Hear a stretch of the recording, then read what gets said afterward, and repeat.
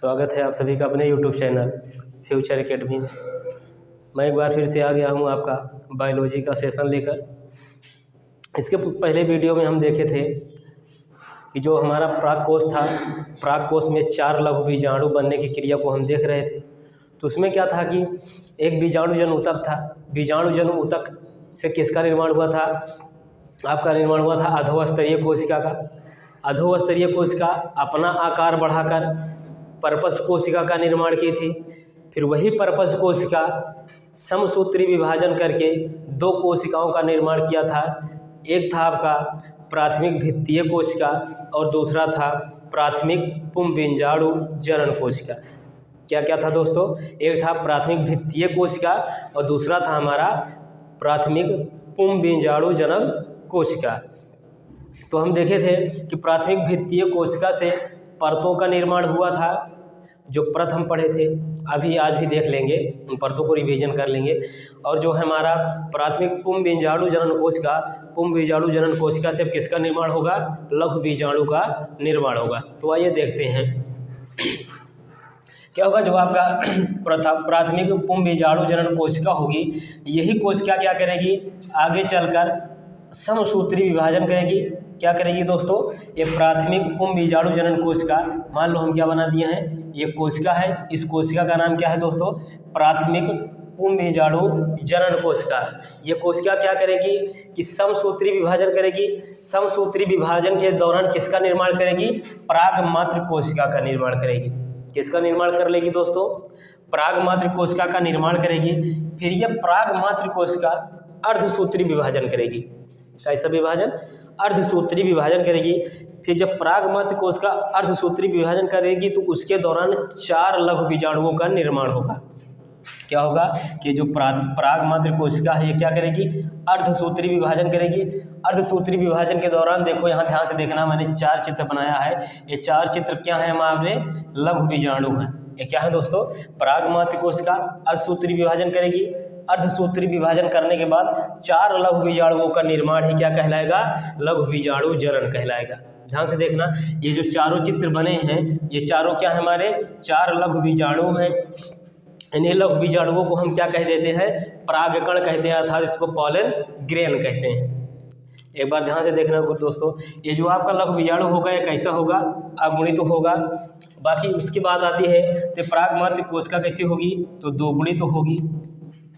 प्राथमिक पुंबीजाणु जनन भी कैसी होगा? कोशिका ये भी 2 गुणित होगा। एक बार फिर से ध्यान से देखते हैं। सबसे पहले हम देखे थे पराग कोश। पराग कोश में हम क्या देखे थे दोस्तों कि वहाँ पर थी एक कोशिका जिसका नाम था क्या? बीजाणुजन ऊतक। क्या था दोस्तों? बीजाणुजन ऊतक। बीजाणुजन ऊतक से किसका निर्माण हुआ था? तो बीजाणुजन ऊतक से निर्माण हुआ था हमारे अधोस्तरीय कोशिका का। यही अधोस्तरीय कोशिका अपना आकार बढ़ाकर किसका निर्माण की थी? तो परपस कोशिका का निर्माण की थी। फिर वही परपस कोशिका समसूत्री विभाजन किया था। समसूत्री विभाजन के बाद 2 कोशिकाओं का निर्माण किया था। वो कोशिका थी एक आपकी प्राथमिक भित्तीय कोशिका और दूसरी थी हमारी प्राथमिक पुंबीजाणु जनन कोशिका। प्राथमिक भित्तीय कोशिका भित्तियों यानी परतों या दीवारों का निर्माण करती थी और हमारा प्राथमिक पुंबीजाणु जनन कोशिका लघु बीजाणुओं का निर्माण करेगी। आइए देखते हैं जो 4 परत हैं, इन चारों परतों को देख लेते हैं। हम उस दिन बताए भी थे। सबसे पहले होगा आपका बाह्य परत। क्या होगा दोस्तों? बाह्य परत। और उसके बाद था अंतःस्थीयस। अंतःस्थीयस। उसके बाद था मध्य परत और लास्ट वाला था हमारा टेपिटम। क्या था दोस्तों? टेपिटम। इसके पहले भी वीडियो में हम आपको चारों परतों को बता दिए थे। एक बार फिर से देख लो कि जो बाहरी तरफ होगा उसको क्या कहते हैं? बाह्य परत। उसके अंदर जो होगी उसको कहेंगे अंतःस्थीयस। उसके भी अंदर जो होगी उसको कहते हैं मध्य परत। और जो सबसे अंतर होगी, जो किसके तरफ होगी? ये परागकण या लघु बीजाणु की ओर होगी। जो लघु बीजाणु के सबसे नजदीक होगी उसको क्या कहते हैं? टेपिटम। यही टेपिटम हमारा क्या करता है? इन लघु बीजाणु यानी परागकणों को क्या करता है? पोषण प्रदान करने का काम करता है, जो कि हम पहले पढ़ चुके हैं। तो इतनी बात समझ में आ गई है दोस्तों। अगर इतनी बात समझ में आ गई हो तो आप इसका स्क्रीनशॉट ले सकते हैं, फिर उसके बाद हम नेक्स्ट टॉपिक पर डिस्कस करने वाले हैं। तो आइए दोस्तों हम अगली टॉपिक को डिस्कस करते हैं। अगली टॉपिक हमारी है परिपक्व परागकोश का स्फुटन। देख लीजिए आप, हेडिंग है आपके सामने, क्या है? परिपक्व परागकोश का स्फुटन। अर्थात जो परागकण बन जाएंगे वो परागकण बने किस में रहेंगे? परागकोश में। तो जब तक परागकोश फूटेगा नहीं, अर्थात उसमें स्फुटन नहीं आएगा, तो परागकण कैसे बाहर निकलेंगे? और जब तक बाहर नहीं निकलेंगे तब तक वो मादा वाले भाग पे जाएंगे नहीं, अर्थात जाएंगे जा नहीं पाएंगे, वहाँ नहीं जा पाएंगे तो निषेचन होगा ही नहीं। तो इन सब के लिए क्या जरूरी है कि जब परागकण बन जाएंगे, और परागकण बनने वाली क्रिया हम देख लिए हैं, जब परागकण बन जाएगा तो उसके बाद फिर क्या होगा? जो परागकोश होगा, परागकोश में स्फुटन होगा, अर्थात वो फूट जाएगा। उसके फूटने के बाद फिर क्या है? जो परागकण रहेंगे वो बाहर निकल आएंगे। आइए देखते हैं इसकी परिभाषा पहले देखते हैं कि जो परागकोश होगा वो परागकोश के परिपक्व होने पर, जब परागकोश होगा, परागकोश के अंदर परागकण बन जाएंगे तो फिर परागकोश कैसे हो जाएगा? परिपक्व हो जाएगा। जो परिपक्व हो जाएगा तो उसमें क्या होगी? ध्यान से देखना, ये मध्य स्तर और टेपिटम, कौन कौन सी दोस्तों? मध्य परत और टेपिटम नष्ट हो जाती है। अर्थात जो परागकोश था, परागकोश जब जो है परागकोश की रचना देख रहे थे उसमें हम 4 परतें देखे थे। 4 परत कौन कौन सी थी? बाह्य परत, अंतःस्थीयस, मध्य परत और टेपिटम। तो उसमें क्या होगा कि मध्य परत और कौन सा? टेपिटम, ये दोनों क्या हो जाएंगे? नष्ट हो जाएंगे, जिससे परागकोश की भित्ति में क्या होता है कि बाह्य त्वचा एवं अंतः त्वचा ही शेष रह जाती है। ध्यान से देखना, जो परागकोश होगा, परागकोश जब परिपक्व हो जाएगा तो उसमें क्या होता है? टेपिटम, और आपका टेपिटम के साथ साथ कौन सा? मध्य वाली स्तर, कौन थी? आंतरिक से अगर देखा जाए अंदर से तो टेपिटम, टेपिटम के बाद मध्य स्तर, ये दोनों भित्ति क्या हो जाएंगी? नष्ट हो जाएंगी। उसके बाद बचती हैं कौन कौन सी? आपकी बाह्य भित्ति और क्या? अंतः भित्ति, यानी बाह्य त्वचा और अंतः त्वचा शेष रह जाएंगी।